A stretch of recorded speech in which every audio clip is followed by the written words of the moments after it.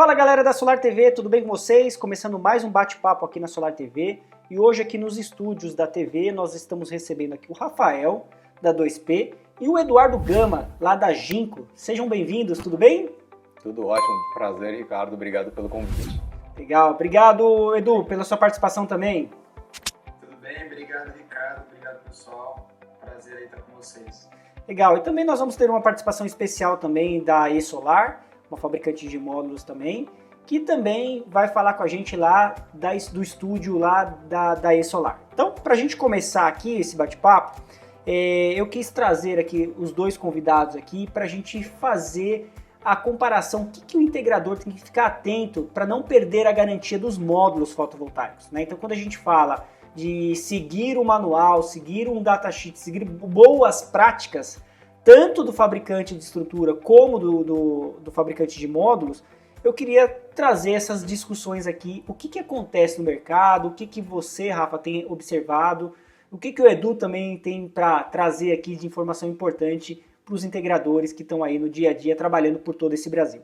E para a gente começar, eu vou convidar o Rafa aqui para fazer a primeira pergunta aqui, o primeiro bate-papo aqui com o Edu. O que você gostaria de perguntar assim, como fabricante de estrutura? Boa tarde para todos aí, prazer aí, Edu.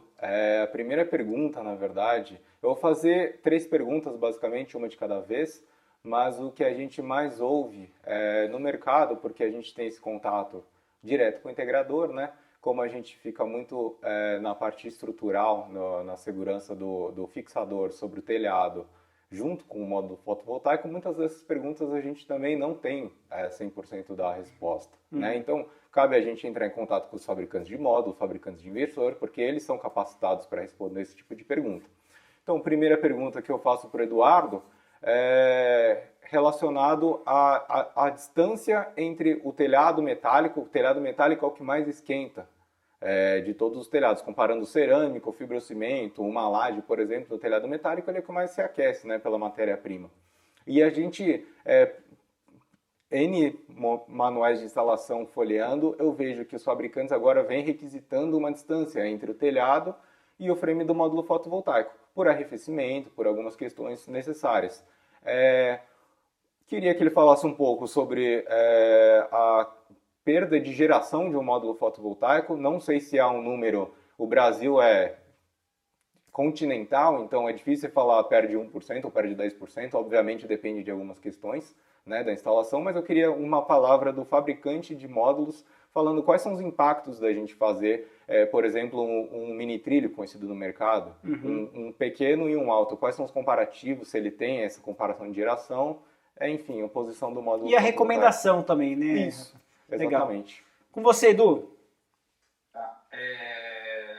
Assim, a gente tem que diferenciar um pouco, tá? Primeiro, o que seriam as boas práticas e o que seria algum caso de um problema de garantia ou algum manual, tá? Então, a gente já sabe e orienta, né, ter alguma distância do módulo, da superfície onde ele está sendo instalado, seja um telhado ou qualquer, enfim. Então, assim, por que isso é importante, né? O módulo, ele precisa de ter uma ventilação, ele precisa ter uma área de dissipação de calor, né? Que entre o vento, circule e baixe a temperatura do módulo. Então, assim, o problema de você estar muito próximo é exatamente você acabar elevando a temperatura do módulo, tá? Então, hoje, no nosso manual de instalação, não tem uma distância mínima informada e isso não vai afetar a garantia, mas é importante saber que você vai estar trabalhando com uma temperatura mais alta e que você vai perder a geração por conta do calor do módulo, tá? Então, existe essa diferença. Você não vai perder a garantia, mas em contrapartida você vai estar perdendo geração, tá? Em questão de percentual, isso vai variar muito, assim, é até difícil falar, condição, lugar, qual que é a inclinação. Então, prefiro não me arriscar aqui e não te dar um número, mas tem que ter esse cuidado. A gente tem que instruir o cliente final, ele tem que estar ciente que dependendo do tipo de instalação que ele escolher ou que for vendido para ele, vai ter uma perda ou um ganho de geração. Ô Edu, vou fazer uma pergunta sobre essa temática. Isso pode comprometer a vida útil do módulo? O tempo de vida útil desse módulo ou não?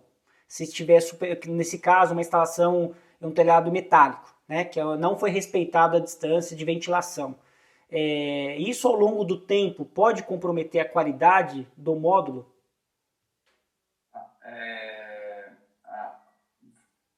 Um pouco capciosa. A princípio não, cara. A princípio ele poderia estar, não afeta, não é um problema de garantia. Mas cada caso é um caso, a gente teria que estudar, teria que ver as condições, enfim. Mas assim, de bate-pronto não prejudicaria a vida útil ou a garantia. Mas vai afetar a instalação, vai afetar a geração. A gente tem esse tipo de dificuldade até aqui como estrutural também, né, Eduardo? Assim, o pessoal fala o que afeta ou não a garantia. Tudo tem que ser analisado, né? Se tudo que compete ao meu manual foi feito, assim, pô, minha estrutura da 2P tem que suportar a carga de vento? Sim, desde que atenda os pré-requisitos de torque de aplicação, desde que seja feito da maneira adequada. Então, essa questão do percentual, eu imaginava que você não tinha resposta, mas é porque chega muito pra gente. Pô, legal, eu posso distanciar do telhado, mas qual o percentual que eu vou gerar mais?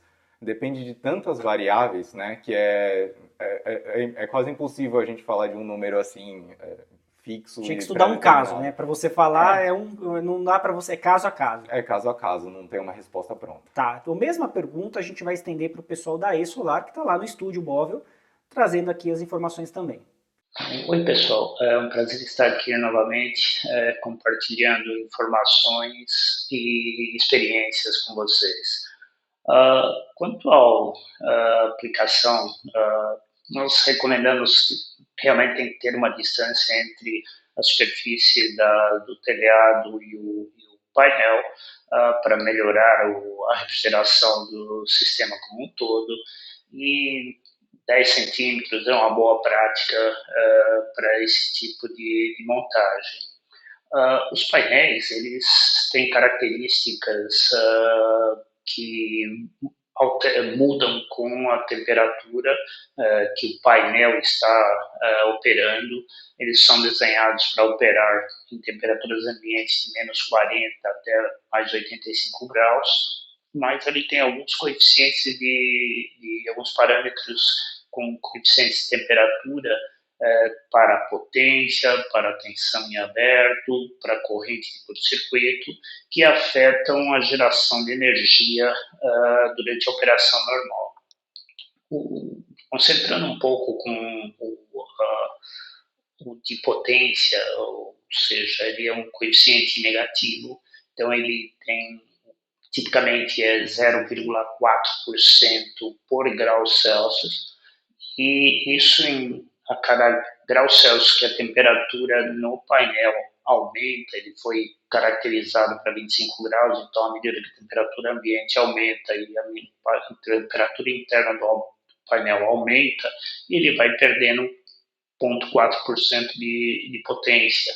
Isso afeta a geração total e tem que ser considerado na hora de fazer o projeto que o integrador vai fazer. O projeto do sistema tem que levar em consideração qual a temperatura ambiente que ele vai ter e qual o impacto disso na geração total de energia. Quanto à durabilidade, mesmo que você opere em condições fora do normal, não sei que exceda a temperatura máxima da junção do silício das células, não há problema nenhum, mesmo que opere um pouco mais alta, a temperatura esteja um pouco mais alta na operação, ele vai perder um pouco mais de potência e isso tem que ser considerado, mas a durabilidade vai se manter de acordo com as especificações que nós colocamos para a durabilidade do painel. Dando continuidade aqui, eu gostaria que você fizesse a segunda pergunta, Rafa, para o pessoal de módulos, né, os fabricantes de módulo aqui. Então, por favor. Ainda falando sobre a interação de módulo fotovoltaico versus estrutura, né, um item que é um acessório, na verdade, que muitos fabricantes vêm desenvolvendo, é a chapa de equipotencialização. Clipe de aterramento, que todo mundo chama erroneamente, eu acho, porque a proposta dele é que potencializar a fileira. Queria uma posição dos fabricantes, se a recomendação sempre é o uso, é recomendado você seguir a garantia do módulo fotovoltaico e há um furo disponível para fazer o aterramento. Sim, mas os fabricantes vêm criando um facilitador até para o instalador, tá? Que tem visto com bons olhos. E eu queria a opinião do fabricante, se há algo contra o uso desse produto. Tá? Obviamente, se o produto foi desenvolvido pela 2P e ele não for eficiente, né, numa descarga atmosférica, é responsabilidade da 2P, mas eu queria ver, assim, se vocês veem com maus olhos, se a 2P assumindo a responsabilidade ou qualquer outro fabricante deve ser, por um não sucesso, a responsabilidade deles. Enfim, eu ouvi mais da Jinko sobre isso e também da AI. Começando com a Jinko, pode falar, Edu?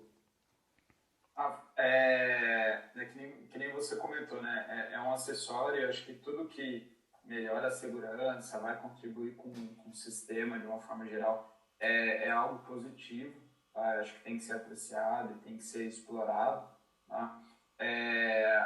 No nosso manual de instalação, ele não contempla e ele não fala sobre isso, né? Até por a gente ter uma quantidade grande de possibilidades, de produtos, de diferentes qualidades, não tem como a gente afirmar e instruir referente a isso, né? O que o fabricante faz? Que nem ele comentou, né? Tem um furo de aterramento no módulo, né? Que ele pode ser usado, né? Ele tem instrução de como usar, que poderia, enfim, atender essa necessidade, dependendo de como for alocada a chapa, desde que não danifique ou não descaracterize o módulo, não teria algum problema. Tá? A gente acaba vendo, né, alguns casos de garantia que o pessoal reclama aqui, enfim, às vezes o instalador ele faz um furo, né, ou ele prende, fixa de alguma forma que não a correta e que é não instruída no módulo de instalação. Isso causa dano para o módulo, ele pode queimar a caixa de junção, ele pode gerar algum problema estrutural, tá? Então, assim, de uma forma mais objetiva, desde que a chapa de equipotencialização ela não desconfigure o módulo ou não danifique o módulo, eu não vejo problema, tá? Uma coisa curiosa, né, que se fosse feito o estudo do manual do módulo fotovoltaico, talvez ninguém utilizaria um parafuso para fixar um terminal, né? Porque é mais trabalhoso até você fazer a furação em cada frame do que você utilizar um furo que já está lá disponível para isso. Então... Ou seja, né, se manter a ordem e o bom senso de você não furar o painel e manter o que já está lá, ok. Seria né? mais fácil e rápido do que colocar um parafuso. Procura, né? Quer inventar, quer inovar. Como tudo, né? Qualquer produto no mercado, se você quiser tentar fazer coisas que estão fora do que o fabricante está propondo, tá errado. Né? A famosa gambiarra.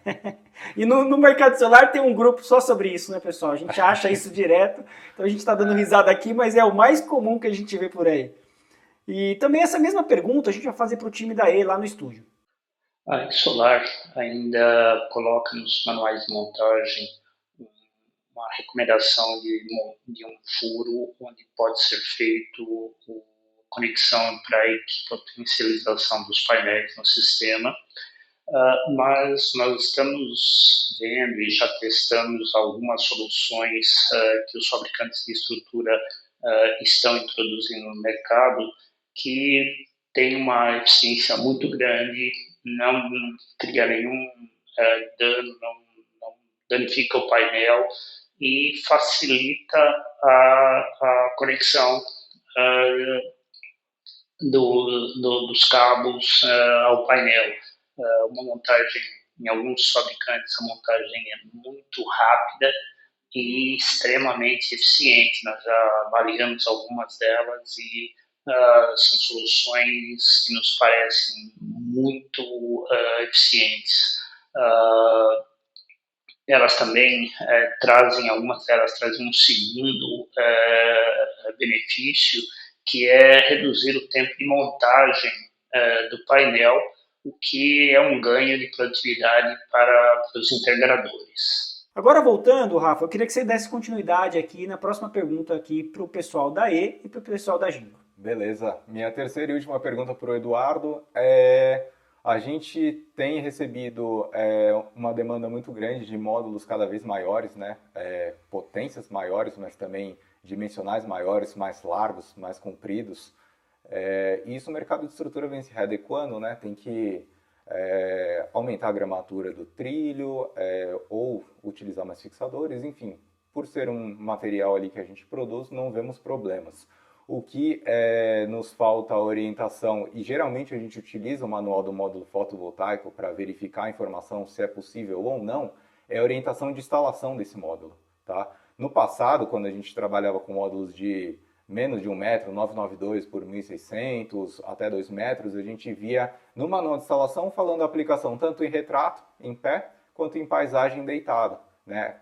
A distância que era permitida entre os trilhos, para você fazer a instalação, e não permite a torção, nem nada do tipo. Só que tem alguns modelos de módulos fotovoltaicos que nós não encontramos mais diretrizes para a instalação de um modelo em paisagem, por exemplo. Eu queria a opinião do Eduardo, a opinião não, mas que a Ginco descrevesse se a ausência da informação no manual realmente é porque não é permitida, não é cabível você fazer uma instalação daquela maneira. Sobre isso, né, a gente não pode generalizar e falar de todos os módulos, porque cada módulo tem uma configuração e uma estrutura mecânica. Então a gente tem que separar um pouco e nesse assunto específico a gente vai ter que analisar módulo a módulo. Tá? A gente vê no mercado cada vez módulos de potências maiores e como a gente pode acompanhar a potência dele, se deve a maior quantidade de células e de células um pouco maiores. Tá? Então, a gente saiu de 400 watts, 330 para 600, com uma célula de tamanho um pouquinho maior e o maior número de células dentro do módulo. Tá? Então, por conta disso, o módulo ele aumentou de tamanho. Então, alguns módulos aí já tem 2,40 de altura, tá? O que a gente mais vê no Brasil que é entre 1,90 até 2,20, tá? E a gente já não vê aqueles módulos menores, assim, muito pequenininhos, 1,75, tá? Esses módulos menores, tá? Eles permitem que você faça a fixação na parte menor do módulo, né? Então, tanto na parte de cima quanto de baixo. O problema disso, quando você vai para os módulos maiores, a estrutura mecânica do módulo, ela, dependendo das condições, ela não vai suportar, então vai começar a envergar e barrigar o módulo, tá?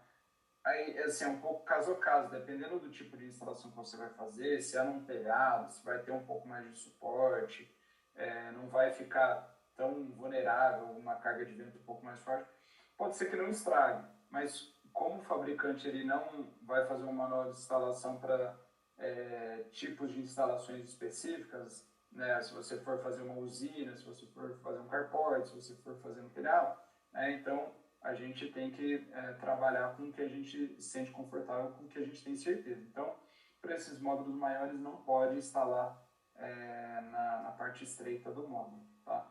Antigamente a Ginco tinha o Chitá, por exemplo, que é o de 400, que poderia. Alguns clientes faziam carport com esse módulo.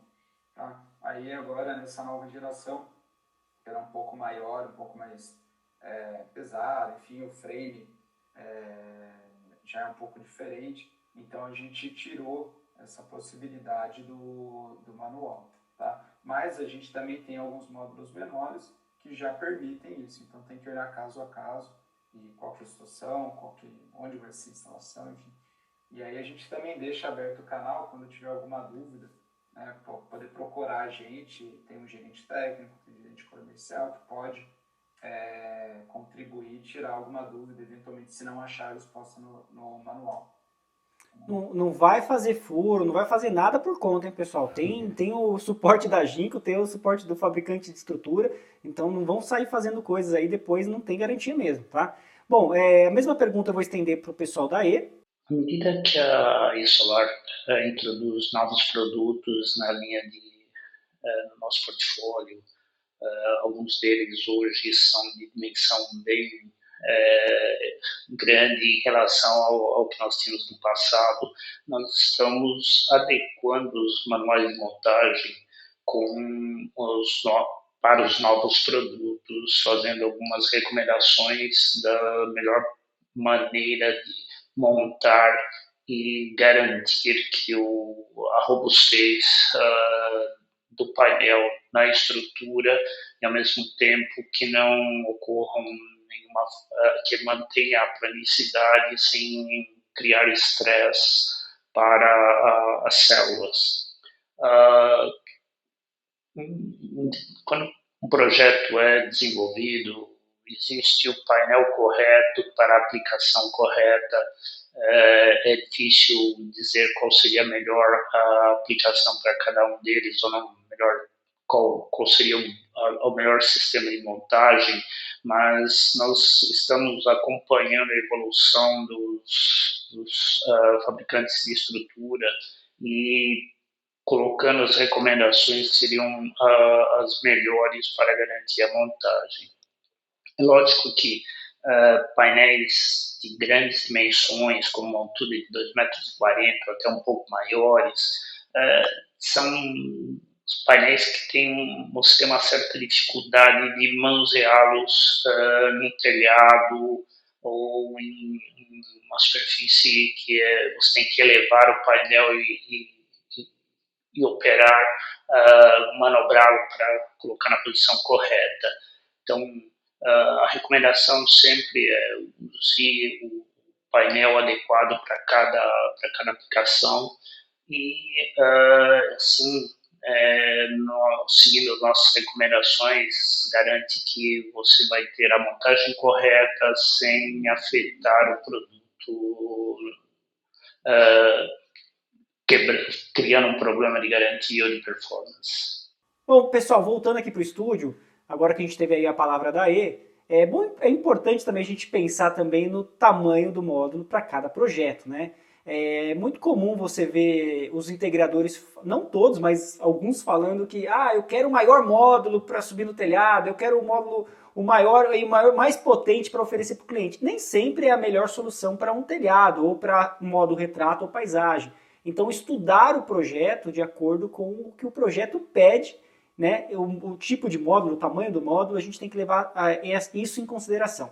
E para a gente finalizar, nosso tempo está acabando, eu queria que vocês dessem as considerações finais aqui, começando aqui com o Rafa e depois com o Edu. Bom, primeiramente eu vou agradecer o convite, né? Estou disponível quando for necessário novamente, tá, Ricardo, pessoal da Ginco, da AE.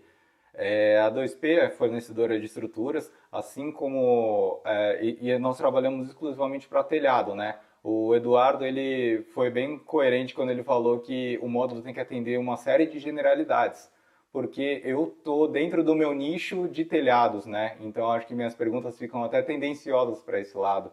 Mas se você parar para pensar numa Ginco, numa AE, eles têm que fazer módulos fotovoltaicos para diversos tamanhos, diversas demandas, solo, carport, telhados. Geração centralizada, geração distribuída. Carga de neve, de vento. Então, é o que você falou anteriormente. Tem módulo correto para cada tipo de aplicação e também a gente encontra aqui no mercado, se você procurar o catálogo deles, vai ter diversos modelos, diversos tamanhos para cada um com sua qual aplicação, né?